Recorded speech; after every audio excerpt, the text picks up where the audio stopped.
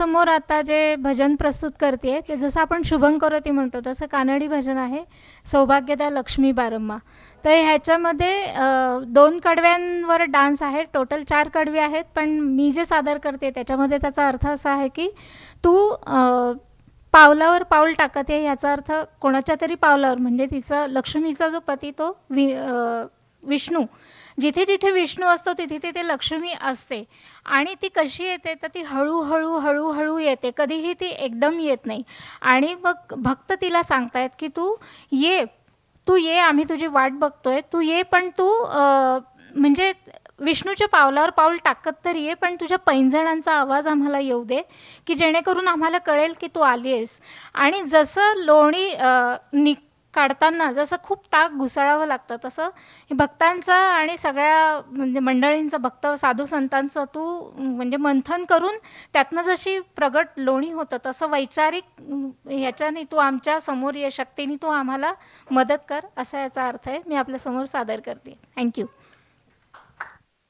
अर्थ आहे ये विनय.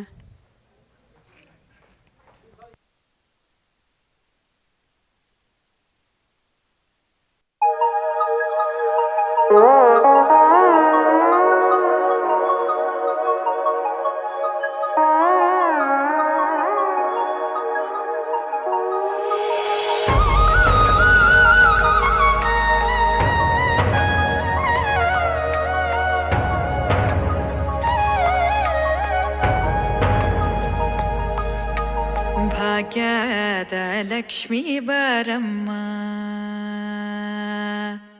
ಭಾಗ್ಯದ ಲಕ್ಷ್ಮೀ ಬಾರಮ್ಮ, ನಮ್ಮವ್ವನಿ ಸೌಭಾಗ್ಯದ ಲಕ್ಷ್ಮೀ ಬಾರಮ್ಮ, ನಮ್ಮವ್ವನಿ ಸೌಭಾಗ್ಯದ ಲಕ್ಷ್ಮೀ ಬಾರಮ್ಮ, ನಮ್ಮವ್ವನಿ ಸೌಭಾಗ್ಯದ ಲಕ್ಷ್ಮೀ ಬಾರಮ್ಮ, ನಮ್ಮವ್ವನಿ ಸೌಭಾಗ್ಯದ ಲಕ್ಷ್ಮೀ ಬಾರಮ್ಮ.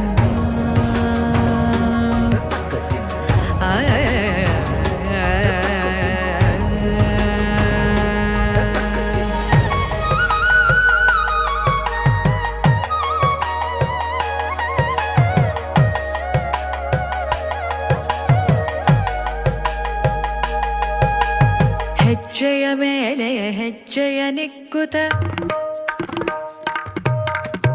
ಗೆಜ್ಜೆ ಕಾಲ್ಗಳ ಧ್ವನಿಯ ಮಾಡುತ್ತ,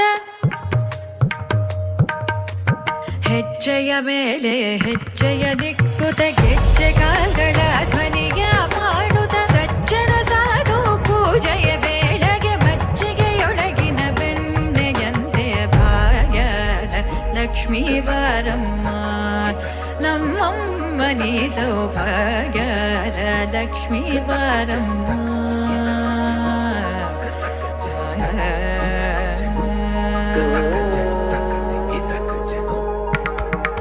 ಸಕ್ಕರೆ ತೂಪದ ಕಾಲುವೆ ಹರಿಸಿ ಶುಕ್ರವಾರದ ಪೂಜೆಯ